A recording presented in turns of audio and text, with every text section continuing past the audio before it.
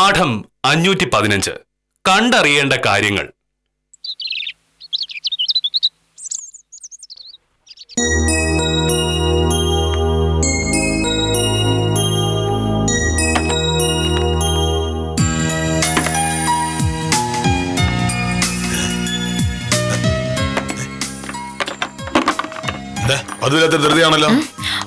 എനിക്കിന്ന് കുറച്ച് നേരത്തെ വേണം മോഹനേട്ടാ. മോഹനേട്ടൻ ഇറങ്ങാൻ മുന്നേ ഞാൻ ഇറങ്ങും. കഴിക്കാനുള്ളത് പ്ലേറ്റിലാക്കി ഡൈനിങ് ടേബിളിൽ വെച്ചിട്ടുണ്ട്. ഉച്ചയോണ്ട് ചോറ്റുപാത്രത്തിലാക്കി ഇതാ വെച്ചിട്ടുണ്ടേ. ഇട്ടോണ്ട് പോകാനുള്ള ഷർട്ട് മുടി ഞാൻ ഇപ്പൊ തേച്ചു തരാം. അത് കഴിഞ്ഞ് ഞാൻ പോകാൻ ഇറങ്ങുമ്പോ ഓരോരു തടസ്സമായിട്ട് വരല്ലേ. എന്താ നേരത്തെ? എനിക്ക് 9:30 വക്കീലാഫീസിലെത്തണം. ഒരു കക്ഷി കാണാൻ വരുന്നുണ്ട്. നിന്റെ തിരക്കുമ്പോൾ കണ്ടപ്പോ ഞാൻ കരുതി നിന്നെ ഏതോ ജഡ്ജി ആക്കി കാണും. ഒരു ദിവസം ഞാനും ജഡ്ജി ആവും. അന്ന് ഞാൻ ആദ്യം ചെയ്യാൻ പോകുന്ന എന്താണെന്ന് അറിയാമോ? അറിയില്ല. മോഹനേട്ടനെ തൂക്കിക്കൊല്ലാതിരിക്കും. ഭാര്യയോട് തരുമ്പോ ഒരു സ്നേഹം കാണിക്കാതെ, ഭാര്യയെ ഒരു കാര്യത്തിന് സഹായിക്കാതെ, പറ്റുമ്പോഴൊക്കെ ചീത്ത വിളിക്കുകയും അധിക്ഷേപിക്കുകയും ചെയ്തു എന്ന കേസിൽ. അങ്ങനെയുള്ള കേസിൽ തൂക്കിക്കൊല്ലാൻ പറ്റും? പറ്റില്ലെങ്കിൽ ഞാൻ നിയമം അങ്ങനെ മാറ്റി എഴുതും. നിയമങ്ങൾ എഴുതി ഉണ്ടാക്കുന്നത് ജഡ്ജിമാരാണെന്നുള്ളത് എനിക്ക് പുതിയ അറിവാണ്. ഇതുവരെ ഞാൻ കരുതിയത് നിയമം ഉണ്ടാക്കുന്നത് പാർലമെന്റും നിയമസഭയൊക്കെ ആണെന്നാണ്. നീ ജഡ്ജി ആവുന്ന ഒരു കാലം വരികയാണെങ്കിൽ എന്നെ തൂക്കിക്കൊല്ലാനൊന്നും വിധിക്കണ്ട. നിന്നെ പോലെ ഒരാൾ ജഡ്ജി ആയിരിക്കുന്ന ഒരു രാജ്യത്ത് ജീവിച്ചിരിക്കുന്നതിനേക്കാൾ നല്ലത് സ്വയം തൂങ്ങി മരിക്കുന്നതല്ലേ. ഇന്ന് ഞാൻ ഏറ്റെടുക്കാൻ പോകുന്ന കേസ് എന്റെ വക്കീൽ ജീവിതത്തിലെ ഒരു വഴിത്തിരിവായിരിക്കും. ആ കേസ് ഞാൻ ജയിച്ചു കഴിഞ്ഞിട്ടുണ്ടെങ്കിൽ കേരളത്തിന്റെ മുഴുവൻ ശ്രദ്ധയും ഈ അഡ്വക്കേറ്റ് സത്യഭാമയിലേക്ക് തിരിയും. അതോടെ ഞാൻ നാട്ടുകാരെ മുഴുവൻ ബഹുമാനിക്കുന്ന ഒരു വക്കീലായിരിക്കും. പിന്നെ പിടിച്ചേട്ടാൻ പറ്റില്ല. പശു അതൊക്കെ കണ്ടറിയേണ്ടതല്ലേ സാറേ. കണ്ടറിയേണ്ടത് കണ്ടു തന്നെ അറിയണം.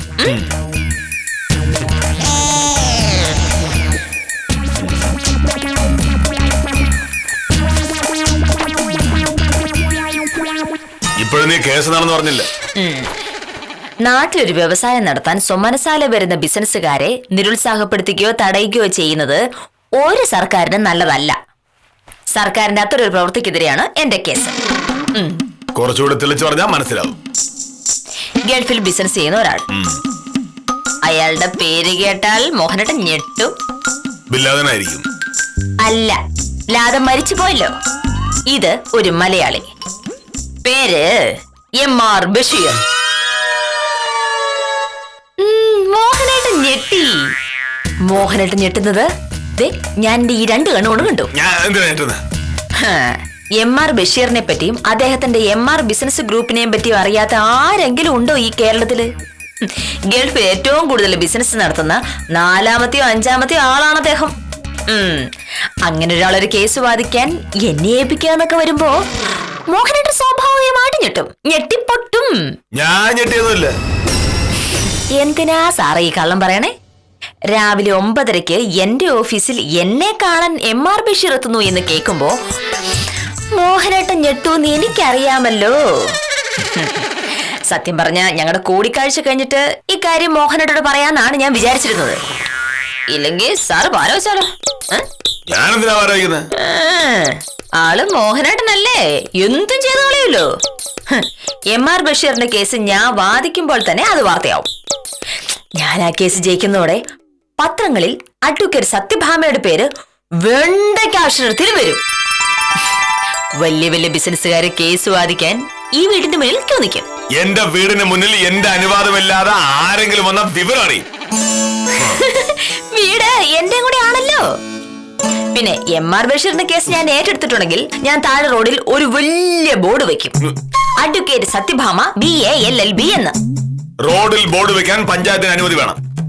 അനുവാദം കിട്ടണമെങ്കിൽ വീട്ടുടമസ്ഥനായ ഉൽപ്പലാക്ഷൻ ചേട്ടന്റെ സമ്മതപത്രം വേണം. അത് എവിടെ കിട്ടും? അത് ഞാൻ എങ്ങനെയെങ്കിലും ഒപ്പിച്ചോളാം. ആദ്യം വക്കാലത്ത് ഒപ്പിടട്ടെ. അഡ്വക്കേറ്റ് സത്യഭാമ ഒരു സാധാ വക്കീലാണെന്ന് പുച്ഛിച്ചു പറഞ്ഞ സകലർക്കും ഇതൊരു പ്രഹരമായിരിക്കും.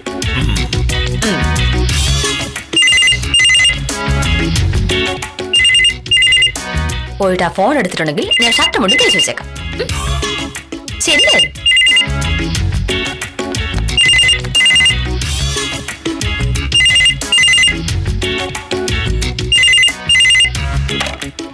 ഹലോ, അതെ, കൊടുക്ക. ഭാമേ ഇപ്പൊ വരും. അടുക്കളയിൽ എന്തോ അത്യാവശ്യമായിട്ട് ചെയ്തോണ്ടിരിക്കുക. എത്ര വലിയ വക്കീലാണെന്ന് പറഞ്ഞിട്ട് കാര്യമില്ലല്ലോ. ഇവിടത്തെ അടുക്കള പണി മുഴുവൻ ചെയ്യുന്നത് അഡ്വക്കേറ്റ് സത്യഭാമയാണ്. അതെ അതെ. ആരാ? സദാനന്ദ വക്കീൽ. Hello sir. അതെ, ഞാൻ 9:15 എവിടെ ഉണ്ടാവും? തീർച്ചയായിട്ടും. എന്നെ സംബന്ധിച്ചിടത്തോളം ഇതൊരു ഭയങ്കര കേസല്ലേ. ശരി സാർ. MR ബഷീർ വരുന്ന കാര്യം മറക്കരുതെന്ന് പറയാനാണ് സദാനന്ദ സാർ വിളിച്ചത്. സത്യം പറഞ്ഞ കേസ് വാദിക്കാൻ ഞാൻ തന്നെ വേണമെന്ന് ബഷീർ പറഞ്ഞപ്പോ സദാനന്ദ സാർ പോലും അന്തം വിട്ടുപോയി. പിന്നെയല്ലേ മനസ്സിലായത് ഞാൻ കഴിഞ്ഞ 2 കൊല്ലത്തിനിടയിൽ വാദിച്ചതും ജയിച്ചതുമായ മുഴുവൻ കേസിന്റെ വിവരങ്ങള് ബഷീറിന്റെ കയ്യിലുള്ളത്. അതൊക്കെ വിശദമായിട്ട് പഠിച്ചിട്ടാണ് കേസ് ഞാൻ തന്നെ വാദിച്ചാൽ മതി എന്ന് പുള്ളിക്കാരൻ തീരുമാനിച്ചത്.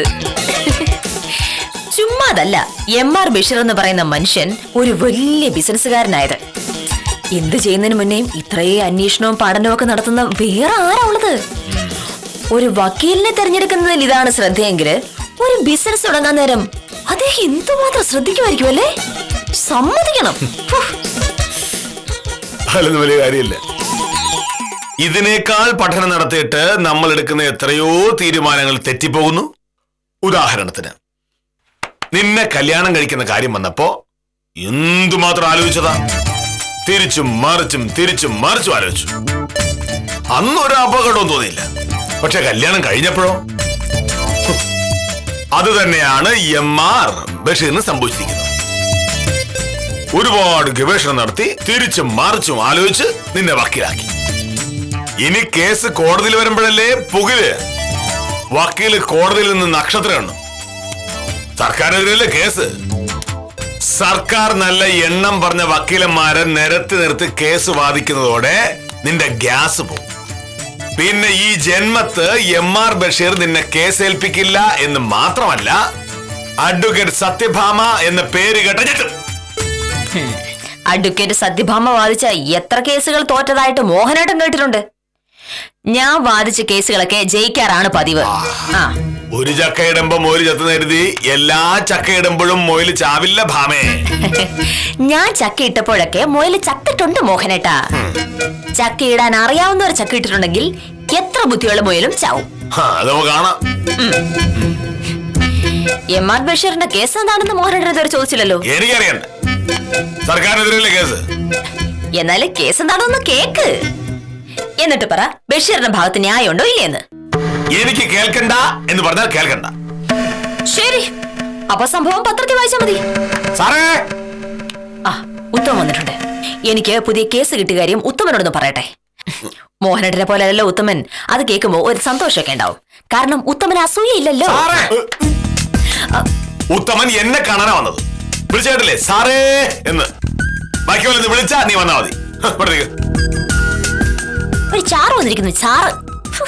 നമസ്കാരമുണ്ട് സാർ. രാമൻകുട്ടിയുടെ പോക്കുവരവിന്റെ കാര്യം ഒന്നുകൂടെ ഒന്ന് ഓർമ്മിപ്പിക്കാൻ വേണ്ടിയിട്ടാണ് ഞാൻ വന്നത്. രാമൻകുട്ടിയുടെ പോക്കുവരവിന്റെ കാര്യം അത്ര എളുപ്പത്തിലൊന്നും നടക്കില്ല എന്ന് ഇന്നലെ ഞാൻ ഉത്തമനോട് പറഞ്ഞതാ. ഞാൻ ആ പോക്കുവരവ് ചെയ്തു കൊടുക്കണമെങ്കിൽ ഞാൻ പറഞ്ഞ വ്യവസ്ഥകൾ നടന്നേ പറ്റൂ. സാറേ, അവന്റെ അവസ്ഥ വലിയ കഷ്ടത്തിലാണ്. രാമൻകുട്ടി മനഃപൂർവ്വം വരുത്തിയ തെറ്റല്ലെന്ന് മനസ്സിലായല്ലോ. അതെനിക്കറിയണ്ട. സർക്കാർ കാര്യങ്ങൾ നടക്കണമെങ്കിൽ അതിൻ്റെതായ ചട്ടങ്ങൾ അനുസരിച്ചേ പറ്റൂ. ഉത്തമ, നമസ്കാരം. ഇങ്ങനൊരു വാശി ഒരു തഹസിൽദാരും 3 വില്ലേജ് ഓഫീസർമാരും കാണിച്ചതിന്റെ പേരിലാണ് എനിക്ക് MR ബഷീറിന്റെ കേസ് കിട്ടിയത്. MR ബഷീറിന്റെ കേസാ? വക്കീലിനാ? ഗൾഫിൽ കിടന്ന് കോടാനുകോടി രൂപ ഉണ്ടാക്കിയ ബഷീർ നാട്ടിലുള്ളവർക്ക് കുറച്ച് തൊഴിലുണ്ടാവട്ടെ എന്ന നല്ല ഉദ്ദേശം വെച്ച് ഒരു വ്യവസായം തുടങ്ങാൻ കേരളത്തിലെത്തി. വ്യവസായത്തിനായി 10-300 ഏക്കർ ഭൂമി വാങ്ങി. പക്ഷെ ഭൂമി വാങ്ങിയിട്ട് മാസം 3 കഴിഞ്ഞിട്ടും ആ ഭൂമി പോക്കുവരവ് ചെയ്ത് കൊടുത്തിട്ടില്ല റവന്യൂ വകുപ്പ്. കടലാസുകളൊക്കെ ഞാൻ കണ്ടതാണ്. ഒരു പിഴവും ബഷീറിന്റെ ഭാഗത്തുനിന്നും ഉണ്ടായിട്ടില്ല. പക്ഷേ പോക്കുവരവ് നടന്നിട്ടില്ല. എന്താ കാരണം? ബന്ധപ്പെട്ട തഹസിൽദാർക്കും വില്ലേജ് ഓഫീസർമാർക്കും ബഷീർ കൈക്കൂലി കൊടുത്തില്ല. കൈക്കൂലി കിട്ടാനായി ഓരോ ദിവസവും അവര് ഓരോരോ ന്യായങ്ങൾ പറയും. സഹി കെട്ടപ്പോ കേസ് കൊടുക്കാൻ ബഷീർ തീരുമാനിച്ചു. എന്നാലും MR ബഷീറിന്റെ കേസ് വക്കീലാണ് വാദിക്കുന്നത്. സത്യം പറഞ്ഞ എനിക്ക് ഇപ്പോഴും വിശ്വസിക്കാൻ പറ്റുന്നില്ല. പലർക്കും അതിപ്പോഴും വിശ്വാസം ആയിട്ടില്ല ഉത്തമ. സത്യഭാമ ഇവിടുത്തെ അടുക്കളക്കാരിയാണ് എന്ന് സകലരോടും പറഞ്ഞു നടക്കുന്ന ചിലരുണ്ട്. കുറച്ചു മുന്നേ സദാനന്ദ സാറിനോടും അവരത് പറയുന്നത് കേട്ടു. അതൊന്നും ശരിയല്ല എന്ന് തെളിയാൻ പോവുകയല്ലേ? എനിക്കറിയാം. അപ്പോ ഈ വിവരം ഉത്തമൻ 10 പേരോട് പറഞ്ഞേക്ക്. അഡ്വക്കേറ്റ് സത്യഭാമ അങ്ങനെ ഒരു ചെറിയ കക്ഷിയല്ല എന്ന് നാട്ടുകാരൊക്കെ ഒന്ന് അറിയട്ടെ, അല്ലേ ഉത്തമ? അത് പിന്നെ ഞാൻ പറയാതിരിക്കും വക്കീലേ. ഇപ്പൊ ഇവിടെ നിറങ്ങി കഴിഞ്ഞാ കാണുന്ന സകലരോടും ഞാനിത് പറയൂ. അതല്ല സാറാ ഞാൻ ഉദ്ദേശിച്ചത്, രാമൻകുട്ടിയുടെ വസ്തു പോക്കുവരവ് ചെയ്ത് തന്നെ. അഹങ്കാരി. ഭാര്യയ്ക്കൊരു നന്മ വരുമ്പം ഭർത്താവിന് അസൂയ. കഷ്ടം. പോക്കുവരവ് ഗോവിന്ദ. ഹലോ, അഡ്വക്കേറ്റ് സത്യഭാമയല്ലേ? അതെ, ഞാൻ MR Basheer. Good morning sir. Sir രാവിലെ ഓഫീസിൽ വരുമെന്ന് സദാനന്ദ സാർ പറഞ്ഞിരുന്നു. എന്റെ പരിപാടിയിൽ ചെറിയൊരു മാറ്റം വന്നു. എന്താ സാർ? 9:30 ഞാൻ വേറൊരു മീറ്റിംഗിൽ എത്തിയേ പറ്റൂ. കുഴപ്പമില്ല സാർ. അങ്ങനെയാണെങ്കിൽ സാറിന്റെ സൗകര്യം പോലെ മറ്റൊരിക്കൽ കാണാം. അതിന്റെ കാര്യമൊന്നുമില്ല. അഡ്വക്കേറ്റ് സദാനന്ദൻ സത്യഭാമയുടെ വീടറിയാവുന്ന ഒരു ഡ്രൈവറെ കൂട്ടിയാ എന്നെ വിട്ടിരിക്കുന്നത്. ഞാൻ വീട്ടിലേക്ക് വരാം. വീട്ടിലേക്കോ? എപ്പോ? ഇപ്പോ I am on my way. അല്ല, എനിക്കത് വിശ്വസിക്കാൻ പറ്റുന്നില്ല. 15 മിനിറ്റിനുള്ളിൽ ഞാനിവിടെ എത്തും. നമുക്ക് സംസാരിക്കാം. ശരി സാർ. എന്റെ ഈശ്വര, ഞാൻ കേൾക്കുന്ന സത്യമാണോ? കേട്ടോ എന്താണെന്ന് പറഞ്ഞാ പറയാം. MR ബഷീർ ഇങ്ങോട്ട് വരുന്നു ഇപ്പോ. ഇങ്ങോട്ടോ? സാറിന് 9:30 വേറെന്ത് പരിപാടി ഉണ്ടെന്ന് എന്നെ ഇന്ന് തന്നെ കണ്ട് സംസാരിക്കാനുള്ളത് കൊണ്ട് സാറ് നേരെ ഇങ്ങോട്ട് വരുന്നു. വീടറിയാവുന്ന ഒരു ഡ്രൈവറെ സദാനന്ദ സാർ ഏർപ്പാടാക്കി കൊടുത്തിട്ടുണ്ടെന്ന്. ഇപ്പൊ മനസ്സിലായോ സത്യഭാമയുടെ വില എന്താണെന്ന്? MR ബഷീറിനെ പോലൊരു ബിസിനസ്സുകാരൻ ഒരു വക്കീലിന്റെ വീട്ടിൽ പോയി കാണുന്നുണ്ടെങ്കിൽ ആ വക്കീൽ ആരായിരിക്കും? ഇനി ഇങ്ങനെ അസൂയ കാണിച്ചിട്ട് കാര്യമില്ല മോനട്ടാ. ഇത് ദൈവമായിട്ട് എനിക്ക് ഉണ്ടാക്കുന്ന അവസരമാണ്. ബഷീർ സാർ ഓഫീസിൽ വന്നായിരുന്നു എന്നെ കാണുന്നതെങ്കിൽ സാറ് പറയുന്നതൊന്നും മോഹനേട്ടനെ കേൾക്കാൻ പറ്റില്ലായിരുന്നല്ലോ. ഞാനിത് ഇവിടെ വന്ന് പറഞ്ഞിട്ടുണ്ടെങ്കിൽ മോഹനേട്ടൻ അത് വിശ്വസിക്കുകയില്ലായിരുന്നു. ഇനിയിപ്പോ സംശയിക്കാനൊന്നുമില്ലല്ലോ. ഞാൻ കേസിന്റെ കാര്യം സംസാരിക്കുന്നത് മോഹനേട്ടനെ നേരിട്ട് കേൾക്കാമല്ലോ. സർക്കാരിനെതിരെയുള്ള ഒരു കേസ് കക്ഷിയും വക്കീലും തമ്മിൽ ഒരു സർക്കാർ ഉദ്യോഗസ്ഥന്റെ വീട്ടിലിരുന്ന് സംസാരിക്കാൻ പാടില്ല. എന്റെ വീട്ടിൽ വെച്ച് ഈ ചർച്ച നടക്കില്ല. ഇത് എന്റെയും കൂടി വീടാണ്. പക്ഷെ ഞാൻ സമ്മതിക്കില്ല. അയാളെ അങ്ങോട്ട് വിളിച്ച് ഇങ്ങോട്ട് വരണമെന്ന് പറഞ്ഞേക്ക്. ഇവിടെ വന്നിട്ട് ഒരു പ്രശ്നം ഉണ്ടായാൽ നിന്റെ മാനവും പോവും, കേസും പോവും. അങ്ങനെ മോഹനേട്ടൻ എന്തെങ്കിലും പ്രശ്നം ഉണ്ടാക്കിയിട്ടുണ്ടെങ്കിൽ നമ്മൾ തമ്മിലുള്ള ബന്ധം അതോടെ അങ്ങ് തീരും. എന്റെ അമ്മയാണേ ഞാൻ ഇറങ്ങി എന്റെ പാട്ടിന് പോവും. കാണാം. അത് കാണാനൊന്നുമില്ല മോഹനേട്ടാ. അത് കാണുമ്പോ അറിയാലോ.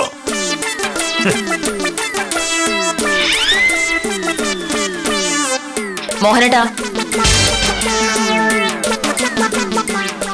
ഇതിനു മുന്നേ ഒരുപാട് കേസുകളുടെ കാര്യത്തിൽ ഞാനും മോഹനേട്ടൻ തമ്മിൽ വഴക്കുണ്ടായിട്ടുണ്ട്.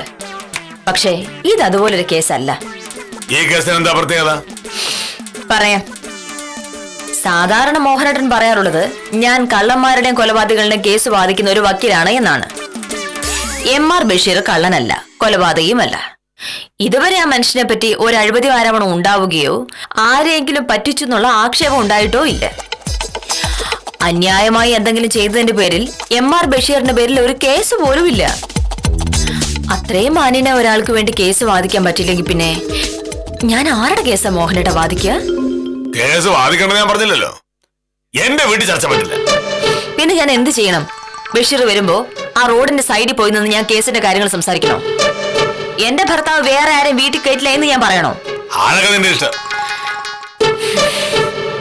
റോഡ് സൈഡിൽ നിന്ന് സംസാരിക്കണോന്ന് പറഞ്ഞാലും ബഷീർ സാറിന് വിരോധമൊന്നും ഉണ്ടാവില്ല. കാരണം അദ്ദേഹം മറ്റു പല ബിസിനസ്സുകാരെ പോലെ വായിൽ വെള്ളിക്കരണ്ടിയായിട്ട് ജനിച്ച ആളല്ല. സദാനന്ദ സാറ് ബഷീർ സാറിന്റെ ജീവചരിത്രം മുഴുവൻ പറഞ്ഞു തന്നു. അത് കേട്ടപ്പോ സത്യം പറഞ്ഞ എന്റെ കണ്ണ് നിറഞ്ഞുപോയി മോഹനേട്ടാ. കണ്ണു നിറയുന്നത് TV സീരിയലോ? TV സീരിയലിനെ സിനിമയും വെല്ലുന്ന ജീവിതമായിരുന്നു ബഷീർ സാറിന്റേത്. തീരെ ദരിദ്രമായ ഒരു കുടുംബത്തിലായിരുന്നു ജനിച്ചത്.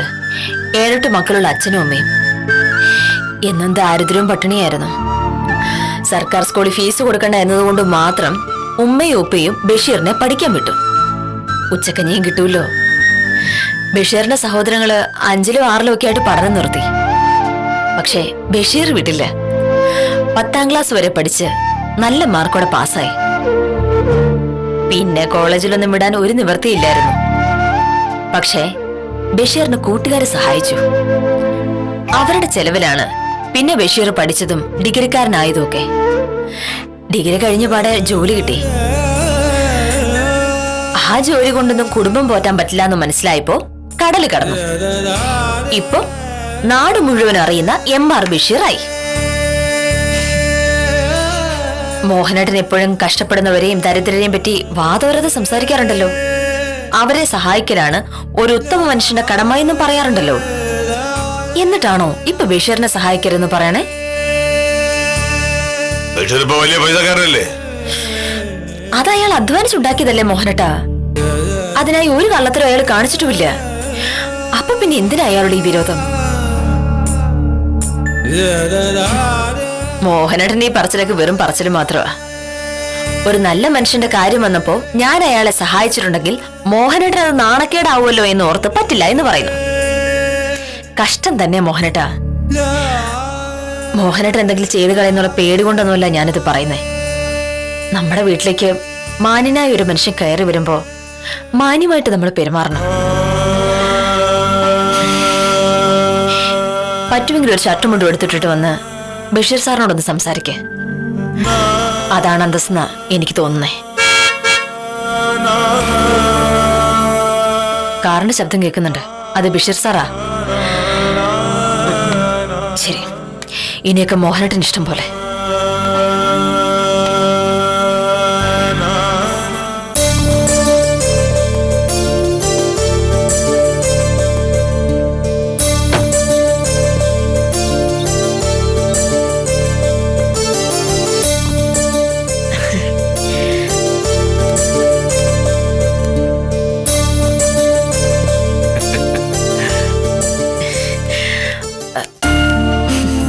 നമസ്കാരം സാർ, ഞാൻ സത്യഭാമ. അപ്പോ ഇതാണ് സത്യഭാമയുടെ വീട്. കൊള്ളാം. സാർ ഇങ്ങോട്ട് വരുമെന്ന് ഞാൻ ഒട്ടും പ്രതീക്ഷിച്ചില്ല കേട്ടോ. അകത്തേക്ക് ഇരിക്കാം സാർ. അകത്തേക്ക് ഇരിക്കാം. അതിനു മുമ്പ് ഞാൻ ഈ പുറത്തെ കാറ്റൊക്കെ ഒന്ന് കൊള്ളട്ടെ. വർഷത്തിലാകെ 10-15 ദിവസമേ നാട്ടിൽ കാണാറുള്ളൂ. ഇനി പുതിയ ബിസിനസ് ഒക്കെ ആവുമ്പോ നാട്ടിൽ സ്ഥിരമായിട്ട് നിൽക്കാലോ അല്ലേ സാർ? അതിന് ബിസിനസ് തുടങ്ങാൻ സമ്മതിക്കണ്ടേ? കാലം എത്രയും ഞാൻ ആ ഭൂമി വാങ്ങിയിട്ട്. നമ്മുടെ നാട്ടില് റവന്യൂ വകുപ്പ് ഇത്ര വർഷമാണെന്ന് ഞാൻ ഓർത്തില്ല. മുഴുവൻ കൈക്കൂലിക്കാരാ.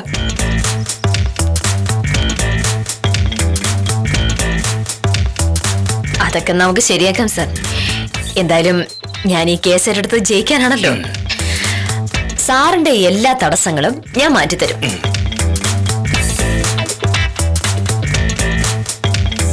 എന്തായാലും സാർ എന്നെ പോലെ ഒരാളെ കാണാൻ വേണ്ടി ഇവിടം വരെ വരിക എന്ന് പറഞ്ഞിട്ടുണ്ടെങ്കിൽ അത് ചെറിയ കാര്യമാണോ? അത് സത്യഭാമയ്ക്ക് എന്റെ പഴയ കാലത്തെ പറ്റി അറിയാഞ്ഞിട്ടാ. വീടും കാറും പോയിട്ട് 3 നേരം തികച്ച് ഭക്ഷണം പോലും ഇല്ലാത്തൊരു കാലം ഉണ്ടായിരുന്നു ഈ MR ബഷീറിന്. ദാരിദ്ര്യം തന്നെ ദാരിദ്ര്യം. സദാനന്ദ സാർ പറഞ്ഞിരുന്നു സാർ. അന്ന് സഹായിക്കാൻ 3-4 കൂട്ടുകാരുണ്ടായിരുന്നു കൊണ്ട് മാത്രമാ ഞാൻ പഠിച്ചതും ബിസിനസ് ചെയ്തതും ഇന്നത്തെ ഈ MR ബഷീർ ആയതും. രാവിലെ അറിഞ്ഞത് പഴയ കൂട്ടുകാരിലൊരാൾ ഈ നാട്ടിലുണ്ടെന്ന്. സത്യഭാമയെ ഓഫീസിൽ വന്ന് കാണാന്നുള്ളത് മാറ്റി ആ കൂട്ടുകാരനെ കാണാൻ ഇറങ്ങിയതാ. അതുകൊണ്ടാ കൂടിക്കാഴ്ച വീട്ടിലാകാന്ന് പറഞ്ഞത്. ഈ ഭാഗത്തുള്ളയാളോ? അല്ല, മിക്കവാറും വരെ എനിക്കറിയാം സാർ. ആരാ സാറിന്റെ കൂട്ടുകാരൻ? ദാ നിൽക്കുന്നു.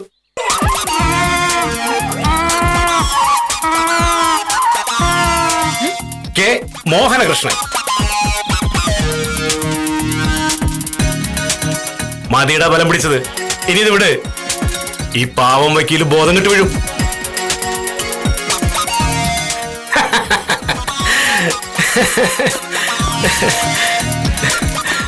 മോഹനകൃഷ്ണ, സുഖാനോടാ?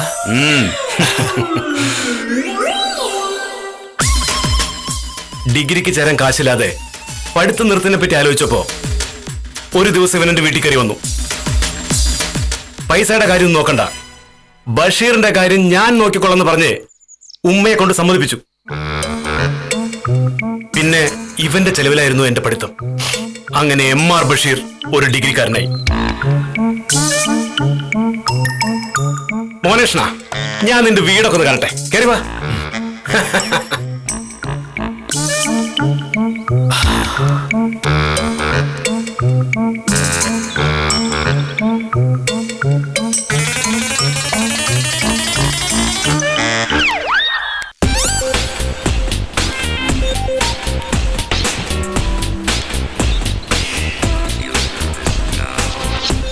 ഇങ്ങനെ തുറിച്ചോക്കൊന്നും വേണ്ട. കുറച്ചു മുമ്പ് ഞാൻ കാണാം എന്ന് പറഞ്ഞപ്പോ നീ പറഞ്ഞില്ലേ കാണാമൊന്നുമില്ലെന്ന്? അപ്പോഴേ ഞാൻ പറഞ്ഞു അത് കണ്ടു കഴിയുമ്പോ അറിയാം. അവൻ രാവിലെ വിളിച്ചിരുന്നു. അവ ഇങ്ങോട്ട് വരുന്നറിയാന്നുണ്ടല്ലേ ഞാൻ നിന്നെ വട്ടാക്കിയത്. ആ എന്ന് നീയല്ലേ എന്നെ കളിയാക്കുന്നത്? ഇന്ന് തിരിച്ചായി പോയി. കൊള്ള വില്ലേജ് ഞാൻ വെച്ചിട്ടുണ്ട്. അദ്ദേഹം ഒന്ന് പോട്ടെ. അതെ, 2 ആഴ്ചത്തേക്ക് ലീവാണെന്ന് വില്ലേജ് ഒന്ന് വിളിച്ച് പറഞ്ഞേക്ക്. എന്തിന്? 2 കാലം ഞാനിന്ന് തല്ലി ഓടിക്കുമല്ലോ. മോഹനകൃഷ്ണൻ അത്ര ചെറിയ പുള്ളിയല്ല എന്ന് മറ്റാരെക്കാളും നന്നായി മനസ്സിലാവുന്നത് സത്യഭാമയ്ക്കാണ്. MR ബഷീർ എന്ന വ്യവസായിയുടെ വക്കീലാവാനുള്ള വ്യഗ്രതയിൽ ഭർത്താവിനെ ചെറുതായൊന്ന് നുള്ളി നോവിച്ചതാണ് സത്യഭാമ. പക്ഷേ ആ കളി പാളിയത് കണ്ട് ഇന്നത്തേക്ക് വിടാം. കാര്യം നിസാരം തുടരുന്നു.